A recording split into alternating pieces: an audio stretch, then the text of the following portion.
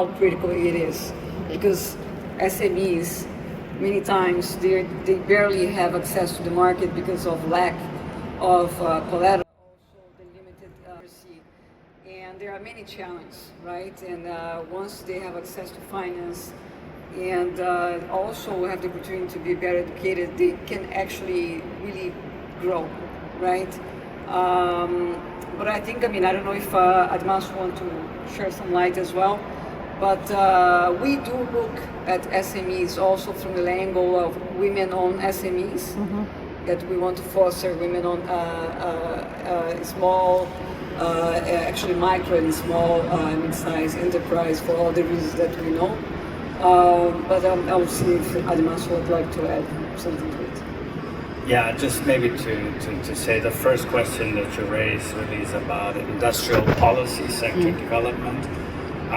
For instance, if you were to take a sector like leather and leather products, we've seen a number of countries how institutes have been set up to actually upgrade a number of different technical capabilities, but product development and so on. It's a long conversation, but I think we're not the best institutions to drive that, but we support them in other ways by giving them special purpose funding, in some cases even grants. But the second point really that you raised is a lot of these are less formal companies, they're very small and the like, and it's not easy for institutions like us to interface with them.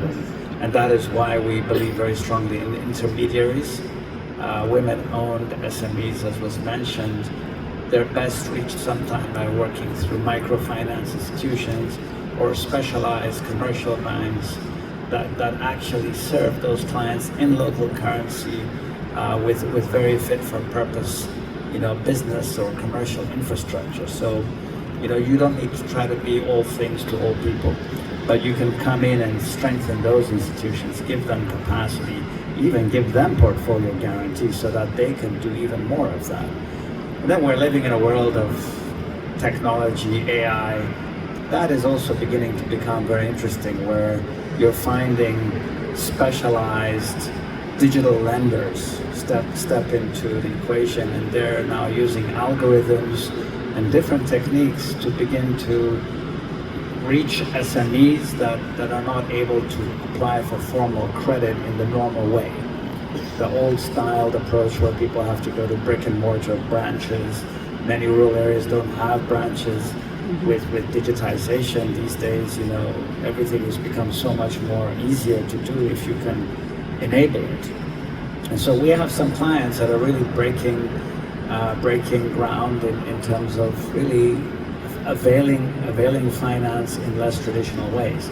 It's both a question of physical constraints, but it's also a question of speed of service, right? So digitization enables you to really leapfrog in terms of that side of things. SMEs are always fast moving, they need working capital.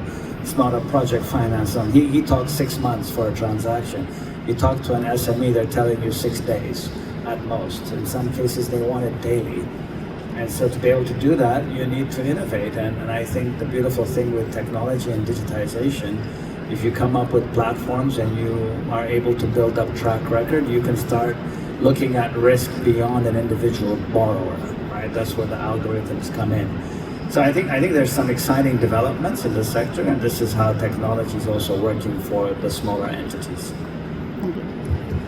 Well, I guess we already have the thank you there, so we are out of time.